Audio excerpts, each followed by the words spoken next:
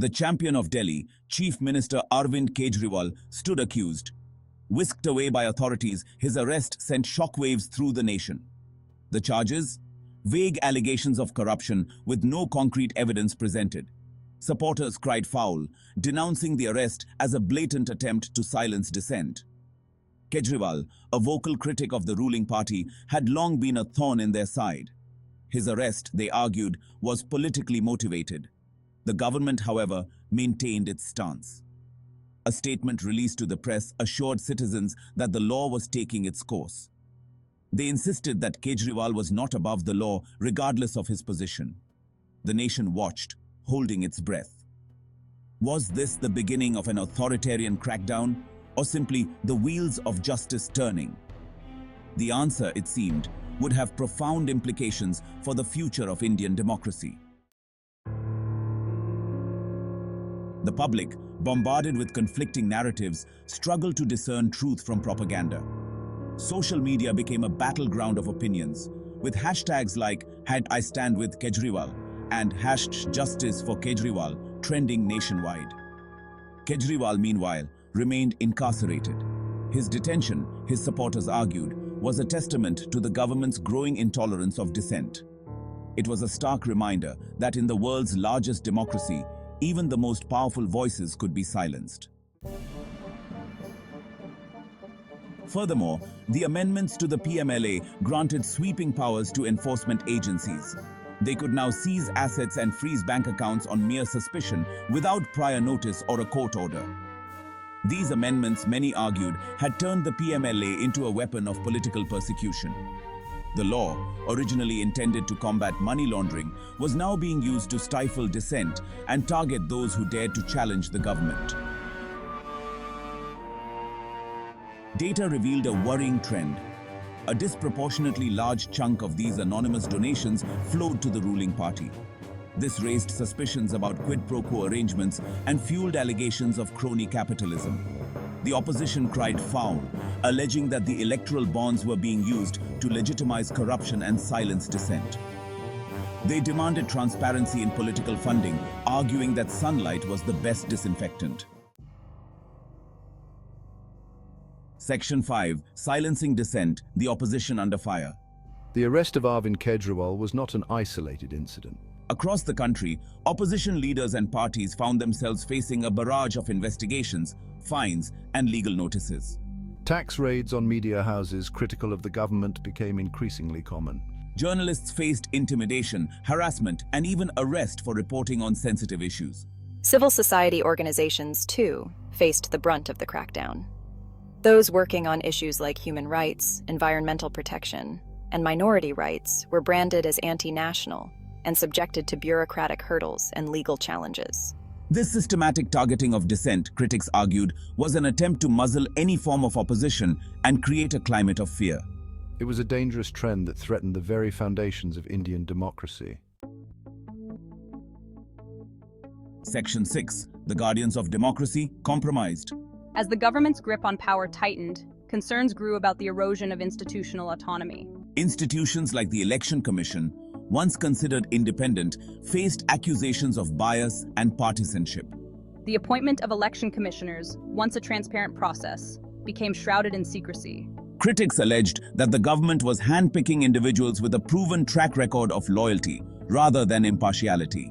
The Election Commission's silence on allegations of electoral malpractice, voter suppression, and misuse of government machinery further fueled these concerns.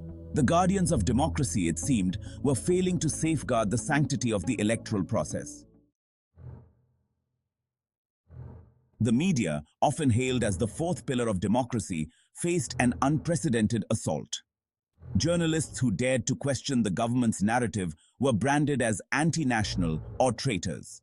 Media houses, facing pressure from both the government and their corporate sponsors, resorted to self-censorship. Critical voices were silenced, dissenting opinions were suppressed, and the flow of information was tightly controlled. The rise of social media, while providing an alternative platform for dissent, also created new challenges. The spread of misinformation, propaganda, and hate speech created a climate of polarization and distrust. In this environment of controlled narratives and manufactured consent, it became increasingly difficult for citizens to access unbiased information and form informed opinions. The very foundation of a healthy democracy, an informed citizenry, was under threat.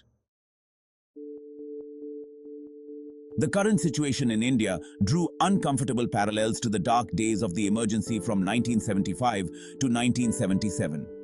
During this period, civil liberties were suspended, opposition leaders were jailed, and the press was censored.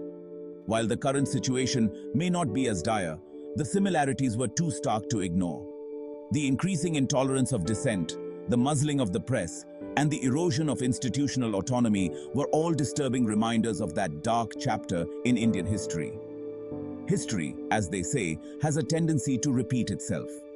It was imperative, therefore, for citizens to learn from the mistakes of the past and resist any attempts to erode the hard-won freedoms of Indian democracy. The situation in India did not go unnoticed on the global stage. International human rights organizations, watchdog groups, and foreign governments expressed concern about the shrinking space for dissent and the erosion of democratic values in India. The United Nations, in a scathing report, highlighted the shrinking space for civil society in India and called on the government to uphold its international human rights obligations. The European Union, a key trading partner, expressed concern about the impact of India's human rights record on bilateral relations. These expressions of concern, while dismissed by the government as foreign interference, highlighted the growing international scrutiny of India's human rights record. The future of Indian democracy rests on the shoulders of its citizens. It is time for every Indian to stand up and be counted, to raise their voices against injustice, to challenge authoritarianism, and to reclaim the values enshrined in our Constitution. Here are a few ways you can make a difference. Speak out against injustice, whether it's happening to you or someone else. Use social media, write to your elected representatives, and join peaceful protests. The power to choose our leaders lies in our hands. Cast your vote wisely and encourage your friends and family to do the same. Talk to people who hold different views. Listen to their perspectives, share your own, and work towards building bridges of understanding. In these challenging times, it's easy to give in to despair. Let's counter hate with love, fear with courage, and division with unity. The road ahead may be long and arduous, but we must never give up hope. The fight for democracy is a marathon, not a sprint. Let us draw inspiration from our freedom fighters who sacrificed everything so that we could live in a free and democratic India. The time to act is now. Let's reclaim our republic.